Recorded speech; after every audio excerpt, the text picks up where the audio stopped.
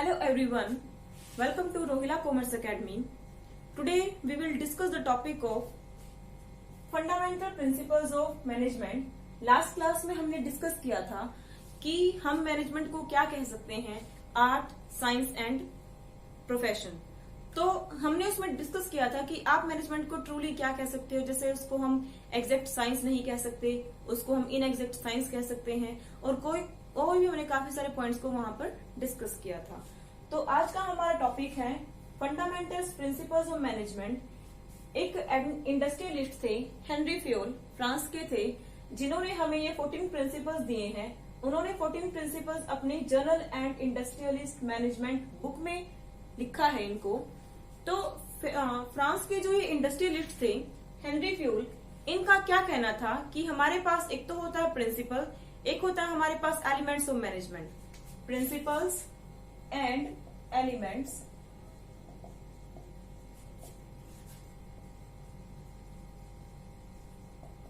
अगर हम प्रिंसिपल्स की बात करते हैं तो प्रिंसिपल्स वो ट्रू गाइडलाइंस हैं जिनका इफेक्ट और कॉज के बीच में एक कनेक्शन है कि आपके पास किस चीज को आपने अप्लाई किया तब जाके हमारे पास ये इफेक्ट हुआ। तो there is a difference between the cause and effect. और एलिमेंट्स क्या है, अगर हम एलिमेंट्स की बात करें तो एलिमेंट्स हैं फंक्शंस ऑफ मैनेजमेंट, जैसे प्लानिंग, कंट्रोलिंग वगैरह आपका। तो अब बात करते हैं हम मैनेजमेंट के प्रिंसिपल्स के बारे में। तो हेनरी फ्यूल कहता है, उसने दो बातों को डिस्कस किया। तो हेनरी फ्यूल ने कहा कि ना तो आपके पास प्रिंसिपल्स ऑफ मैनेजमेंट की लिस्ट बहुत लंबी होनी चाहिए, ये ना हो कि आपके पास क्वांटिटी में, काउंटिंग में बहुत सारे हों, और ना ही ऐसे होने चाहिए कि आपके पास ये प्रिंसिपल फिक्स्ड हो, रिजिड हो। आपके पास कंडीशंस के अकॉर्डिंग काफी सारी कंडीशंस ऐसी आती हैं कि जो हमने प्रिंसिपल्स को डिफाइन किया है वो हम उसको एग्जैक्ट वहां पर अप्लाई नहीं कर सकते। We have to some modification in that principle. तो हमने उसमें कुछ ना कुछ मॉडिफिकेशन करेंगे, तब हम उसको अपने इफेक्ट में यानी उसको इम्प्लाई करेंगे।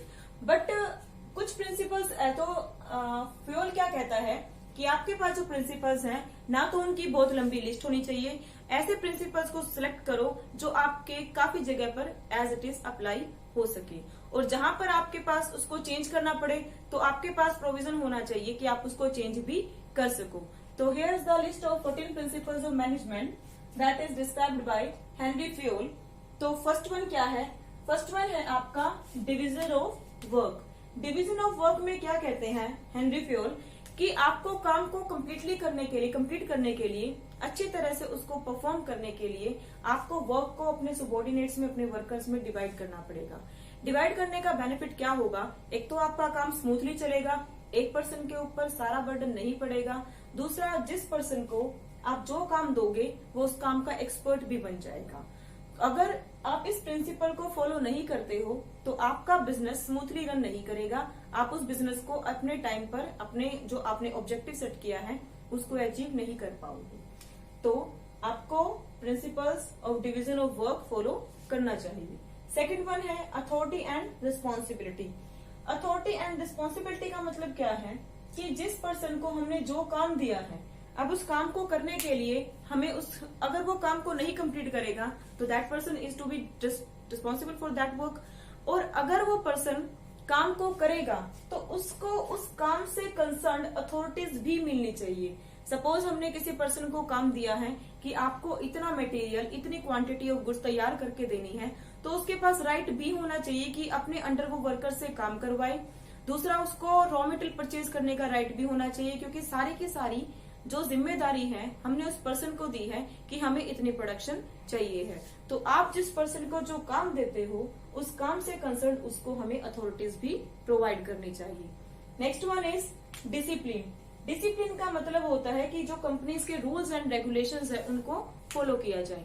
और अगर आपकी कंपनी सारे रूल्स रेगुलेशन को फॉलो करती है, डिसिप्लिन है, तो आपको कभी भी किसी काम में दिक्कत नहीं आ सकती। सपोज अगर आप किसी कंपनी में जाते हो, आपको कुछ इन्फॉर्मेशन चाहिए है, विद इन सेकेंड्स आपके पास इन्फॉर्मेशन आ जाती है, तो आप क्या कहोगे कि वो कंपनी एक डिसिप्लिन कंपनी है, डिसिप्लिन में रहकर काम करती है। जिस पर्सन को जो काम दिया गया है वो उस काम को अच्छी तरह से फॉलो कर रहा है और सारे रूल्स और रेगुलेशंस को फॉलो किया जा रहा है। तो डिसिप्लिन कंपल्सरी है किसी भी काम को अच्छी तरह से रन करने के लिए। Unity of command. Unity of command का मतलब क्या होता है कि एक पर्सन को सिर्फ एक ही पर्सन से वो काम मिलना चाहिए। ये ना हो कि एक पर्सन को काफी सारे पर्सन काम बताते रहे। जैसे मैं एक एग्जांपल बताती हूँ कि अगर ये आपका मैनेजर है और इसके अंडर 3 सबॉर्डिनेट काम करते हैं, S1, S2, S3, तो ये हो कि ये मैनेजर इस मैनेजर के अंडर ही ये तीनों काम करेंगे और यही मैनेजर इन तीनों को काम बता सकता है। सपोज ये मैनेजमेंट एक डिपार्टमेंट का है, दूसरा मैनेजर है दूसरे डिपार्टमेंट का। अगर ये मैनेजर भी इस S3 वर्कर को काम बताएगा, इट मीन्स ये S3 वर्कर जो है इन दोनों के अंडर काम कर रहा है, तो यहाँ पर वो काम को अच्छी तरह से परफॉर्म नहीं कर पाएगा, क्योंकि वो एक पर्सन के अंडर काम नहीं कर रहा, वो 2 पर्सन के अंडर काम करता है। तो अगर हम इस यूनिटी ऑफ कमांड को फॉलो नहीं करते हैं और इस रॉन्ग अप्रोच को फॉलो करते हैं कि जहां पर 2 मैनेजर एक ही पर्सन को काम बताते हैं, तो इससे कॉन्फ्लिक्ट अराइज हो सकता है। कॉन्फ्लिक्ट कैसे अराइज होगा कि वो पर्सन कंफ्यूज हो जाएगा कि किस मैनेजर के काम को पहले परफॉर्म किया जाए। ठीक है, तो ये आपका सही तरीका नहीं है। सही तरीका क्या है कि एक पर्सन को जो गाइडलाइन मिलती है और जो उसका सुपीरियर होता है वो एक ही पर्सन होना चाहिए, तभी वो उस काम को अच्छी तरह से परफॉर्म कर पाता है। नेक्स्ट है unity of direction. Unity of direction में क्या होता है कि सेम एक्टिविटीज का एक ही हेड होना चाहिए, यानी अगर एक ऑब्जेक्टिव कोई पर्सन फुलफिल कर रहा है तो उस सारी के सारी एक्टिविटीज का वही पर्सन हेड होना चाहिए। तो कई बार हम कंफ्यूज हो जाते हैं कि यूनिटी ऑफ कमांड और यूनिटी ऑफ डायरेक्शन आपका सेम है, but there is a lot of difference between these 2 things. तो डायरेक्शन का मतलब क्या होता है कि सारी एक्टिविटी जो सेम टाइप की एक्टिविटीज है उनका एक ही हेड हो, और यहाँ पर यूनिटी ऑफ कमांड का मतलब क्या होता है कि एक पर्सन को सिर्फ एक ही पर्सन से काम मिलना चाहिए, उस पर्सन को कोई सेकंड पर्सन काम नहीं बताएगा। Next one is subordination of individual interest to the general interest. इसका मतलब है कि अगर आप अपनी कंपनी में काम करते हो तो आपको कंपनी के बेनिफिट के लिए काम करना चाहिए। अगर आपको जहां पर दिखता है कि आपका पर्सनल बेनिफिट है और कंपनी को लॉस है, तो आपको उस काम को ड्रॉप कर देना चाहिए। फॉर एग्जाम्पल, अगर एक मैनेजर है M और वो मटेरियल परचेज करना है, ये प्रोडक्शन या परचेज डिपार्टमेंट का हेड है ये पर्सन M मैनेजर, और इसको मटेरियल परचेज करना है, और इसी मैनेजर का सन है S जो मार्केट में मटेरियल सप्लाई करता है। और तो ये क्या करेगा, अगर ये मैनेजर अपने बेटे से मटेरियल परचेज करेगा जो कि मटेरियल और सप्लायर्स के कंपैरिजन में हाई रेट पर प्रोवाइड कर रहा है, तो ये पर्सन अपने बेटे को बेनिफिट देने के लिए इसी से मटेरियल परचेज करेगा। तो ये अपने इंडिविजुअल बेनिफिट पर जोर दे रहा है, क्योंकि उसमें क्या है, इस पर्सन को बेनिफिट हो रहा है, क्योंकि पैसा तो एक ही घर में जाएगा। तो मैनेजर क्या करता है, अपने बेटे से मटेरियल परचेज करता है, तो वो कंपनी के रूल को तोड़ता है, क्योंकि इससे कंपनी को लॉस होता है।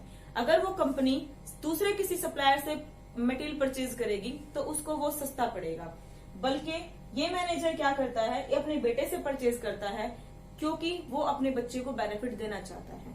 तो ये प्रिंसिपल रॉन्ग फॉलो कर रहा है। तो हमें क्या करना चाहिए, हमें कंपनी के हित में काम करना चाहिए। हमें अपने बेटे से मटेरियल ना परचेज करके जो और सप्लायर मार्केट में है, जो लो रेट पर मटेरियल हमें प्रोवाइड कर रहा है, हमें उससे वो मटेरियल परचेज करना चाहिए। तो अपने इंटरेस्ट को छोड़ के, अपने बेनिफिट को छोड़ के कंपनी के बेनिफिट के लिए जो काम है हमें उसको फॉलो करना चाहिए। Now next principle is remuneration to employees. Remuneration मतलब होता है salary to worker, salary to employees. तो रेम्यूनरेशन टू वर्कर्स का मतलब क्या है कि हम जो वर्कर्स को सैलरी दे रहे हैं, जो हम रेम्यूनरेशन दे रहे हैं, वो फेयर रेम्यूनरेशन होना चाहिए। क्या होना चाहिए, फेयर रेम्यूनरेशन। अब यहाँ पर फेयर का मतलब क्या है, फेयर का मतलब ये नहीं है कि अगर कंपनी की कैपेसिटी अच्छी नहीं है और वो बहुत अच्छी सैलरी प्रोवाइड करेगी, नहीं। फेयर का मतलब है कि इतना रेम्यूनरेशन हो जो वर्कर की कैपेबिलिटी के अकॉर्डिंग हो, और इतना हो कि कंपनी की लिमिट्स के अंडर हो। अगर कोई कंपनी लो लेवल पे काम कर रही है, स्मॉल स्केल इंडस्ट्री है, और उसने मैनेजर अपॉइंट किया है, अब वो मैनेजर को सिर्फ 5000 सैलरी दे रही है जबकि उसका टर्नओवर अच्छा होता है, तो ये फेयर रेम्यूनरेशन नहीं है। फेयर रेम्यूनरेशन है कि उस मैनेजर की कैपेबिलिटी के अकॉर्डिंग जितना वर्कलोड वो बियर कर रहा है उसके अकॉर्डिंग, और जो कंपनी की लिमिट्स के अंडर हो उसके अकॉर्डिंग, यानी जितना कंपनी उसको पे कर सकती है। That remuneration is fair remuneration. Next one is centralization and decentralization. पहले मैं आपको इसका जनरली मीनिंग बता देती हूँ। तो सेंट्रलाइजेशन एंड डिसेंट्रलाइजेशन का मतलब क्या होता है, आपकी कंपनी में सबॉर्डिनेट्स हैं, सुपीरियर्स हैं, तो कोई भी ऐसा काम जिससे सबॉर्डिनेट्स की वैल्यू इंक्रीज होती है वो आपका डिसेंट्रलाइजेशन कहलाता है, विकेंद्रीयकरण। और कोई भी ऐसा काम जिससे सबॉर्डिनेट्स की वैल्यू कम होती है वो आपका सेंट्रलाइजेशन कहलाता है। अब प्रिंसिपल्स ऑफ मैनेजमेंट के अंदर क्या कहता है कि आपको कंप्लीट सेंट्रलाइजेशन नहीं करना चाहिए, फेयर या जितना सही है उतना सेंट्रलाइजेशन करना चाहिए।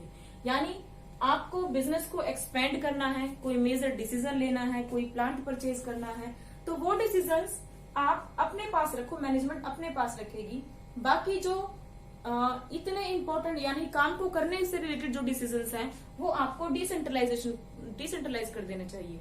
यानी सुपीरियर के हैंड में, सबॉर्डिनेट्स के हैंड में इतनी पावर होनी चाहिए कि उनको मटेरियल परचेज करना पड़े तो वो परचेज कर सके। उनके अंडर जो वर्कर्स काम कर रहे हैं अगर उनको छुट्टी लेनी हो तो वो उनको लीव प्रोवाइड कर सके। तो आप फेयर सेंट्रलाइजेशन करो, कंप्लीट मत करो, और जितनी छूट आपके वर्कर्स को वर्क को परफॉर्म करने के लिए देनी चाहिए उतनी उनको छूट प्रोवाइड करनी चाहिए। Now come to the next principle, scalar chain. Scalar chain का मतलब क्या होता है, फ्यूल ने एक लैडर डिसाइड किया, एक लैडर बनाया जो आपका स्केलर चेन कहलाता है। ये चेन क्या कहती है कि अगर हमें किसी पर्सन से बात करनी है तो हम एक वे से होकर जाएंगे और तब जाकर उस पर्सन से बात करेंगे।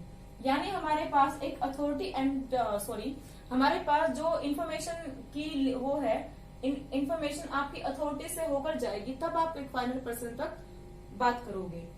जैसे ए बी सी डी और यहाँ पर एम है, पी ओ क्यू आर, ये आपकी स्केलर चेन है। इसको आप लैडर भी बोल सकते हो क्योंकि फ्यूल ने अपनी स्केलर चेन को डिफाइन करने के लिए इस लैडर की हेल्प ली है। तो हम क्या कहते हैं, क्या है ये स्केलर चेन? ये स्केलर चेन कहती है कि ये है मैनेजर। अगर मैनेजर को अपनी बात ए तक पहुंचानी है तो वो डायरेक्टली ए से कनेक्ट नहीं कर सकता। उसको क्या करना पड़ेगा, वो क्या करेगा, पहले एम पहले डी को बात बताएगा, डी फिर उसको नेक्स्ट को सी को बताएगा, सी फिर बी के पास और बी फिर ए को फाइनली बात करेगा। इसमें हमें बेनिफिट भी होता है कि हम एक प्रॉपर चैनल के थ्रू काम कर रहे हैं तो हमारा काम प्रॉपर वे में हो रहा है। ऐसे ही अगर ए को एम से बात करनी है तो ए डायरेक्टली एम से कांटेक्ट नहीं कर सकता।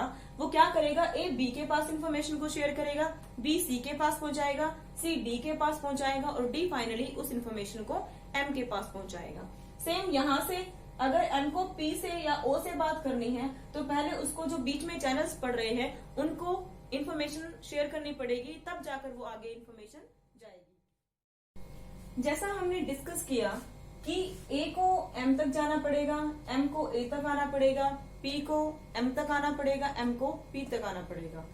अगर हमें काम को डिले नहीं करना है और हम काम को ऑन टाइम खत्म करना चाहते हैं और हमारे पास सेम रैंक ऑफिसर्स हैं जैसे बी और ओ, ए और पी, तो with the permission of the superior manager तो ये दोनों आपस में कांटेक्ट कर सकते हैं। अगर हमें काम को डिले नहीं करना है तो ए डायरेक्टली पी से कनेक्शन कर सकता है, पी डायरेक्टली ए से कनेक्शन कर सकता है। हमें जब काम को डिले ना करना हो और मेंटेन करना हो ताकि काम कंप्लीट हो सके, तो अगर ए पी से या बी ओ से डायरेक्टली कनेक्शन करता है, बात करता है, तो उस चीज को गैंग प्लैंक कहा जाएगा। गैंग प्लैंक, अगर सेम रैंक ऑफिसर्स आपस में डायरेक्टली कनेक्ट करते हैं तो वो गैंग प्लैंक कहा जाएगा। अब बात आती है नेक्स्ट प्रिंसिपल्स पे, ऑर्डर। ऑर्डर का मतलब क्या होता है, हमारे पास दो रिसोर्सेज हैं, एक फिजिकल रिसोर्सेज, एक हमारे पास है human beings. Physical resources raw material वगैरह या हमारे पास कुछ औजार है, कुछ भी है, तो हर एक चीज का एक प्लेस है। Everything has its place and everything it must be at its proper place and everyone has a place and everyone must be at his appointed place. तो एक पर्सन का भी, ह्यूमन बीइंग का भी एक प्लेस हमने define किया है जहां पर हमने उसको अपॉइंट किया है।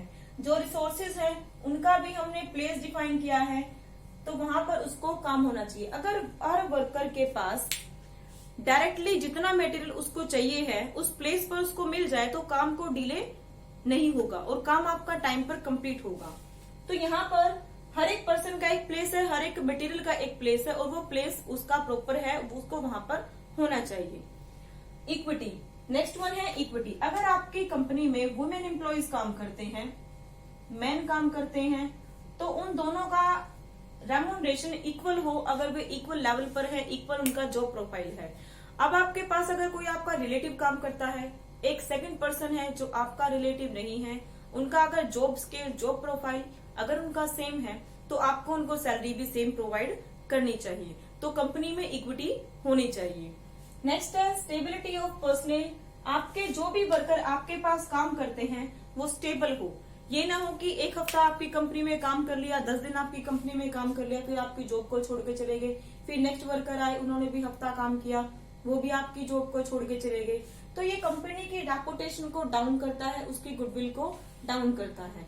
तो साथ वाली कंपनीज क्या कहेंगी कि इन्होंने अपने वर्कर्स को अच्छी जॉब कंडीशंस नहीं दी, तो इसलिए वो उनकी जॉब को छोड़ के चले गए। और अगर आपकी कंपनी में ऐसे ही आपके वर्कर्स छोड़ के जाएंगे, तो आपका काम टाइम पर कंप्लीट नहीं होगा। तो कंपनी के प्रोडक्शन में, काम में कंटिन्यूटी बनाए रखने के लिए आपके पास जो आपका टेन्योर है, जो आपका पर्सनल है, वो स्टेबल होना चाहिए। कैसे कर सकते हो? उनको वर्किंग कंडीशंस, उनकी जॉब, सैलरी, उनकी वर्किंग कंडीशन, जो भी आपको उनको रेस्ट आवर दे रहे हो, वो उनको लिए फेयर होने चाहिए। इनिशिएटिव, इनिशिएटिव का मतलब है कि आप कंपनी में कोई भी मेन डिसीजन लेते हो, तो अपने वर्कर्स को उसमें इनिशिएट लेने के लिए कहो। यानी आपके जो वर्कर्स हैं उसमें अपने डिसीजन को दें, अपने सजेशंस को दें। अगर आपको किसी का सजेशन अच्छा लगता है तो उसको भी अपने डिसीजन में शामिल करें, इंक्लूड करें। इनसे वर्कर अपने आप को मोटिवेटेड फील करते हैं और कंपनी को ऊंचाइयों तक ले जाने में हेल्प प्रोवाइड करते हैं। नेक्स्ट है Spirit D corps. Spirit D corps का मतलब है कि आपको, हमें कंपनी में आई की जगह वी पर फोकस करना चाहिए। आप कोई भी काम को कंप्लीट करते हो, आप ये मत कहो कि मैंने उस काम को कंप्लीट कर दिया है, आप ये कहो हम सब ने मिलकर उस काम को कंप्लीट कर दिया है। तो सारे वर्कर्स अपने आप को कंपनी का एक इम्पोर्टेंट पर्सन मानते हैं, एक मेजर पार्ट मानते हैं, और आपकी कंपनी में आपके ऑब्जेक्टिव को अचीव करने के लिए हर तरह से हेल्प प्रोवाइड करते हैं। तो आई होप आपको ये वीडियो क्लियर हुई होगी। सारे प्रिंसिपल्स को ध्यान दें, मोस्ट इम्पोर्टेंट टॉपिक है पेपर के पॉइंट ऑफ व्यू से भी। और ये वीडियो आपकी जो मैनेजमेंट, जिनके पास भी सब्जेक्ट है, वेदर बीकॉम फर्स्ट या 12th, ये सब के लिए इम्पोर्टेंट है। आई होप आपको मेरी वीडियो पसंद आई होगी। तो वीडियो को लाइक करें, शेयर करें, कमेंट करें, सब्सक्राइब करें मेरे चैनल को, और बेल आइकन को प्रेस करना ना भूलें, ताकि आपको मेरी आने वाली वीडियोस का नोटिफिकेशन मिलता रहे। Thanks for watching Rohila Commerce academy.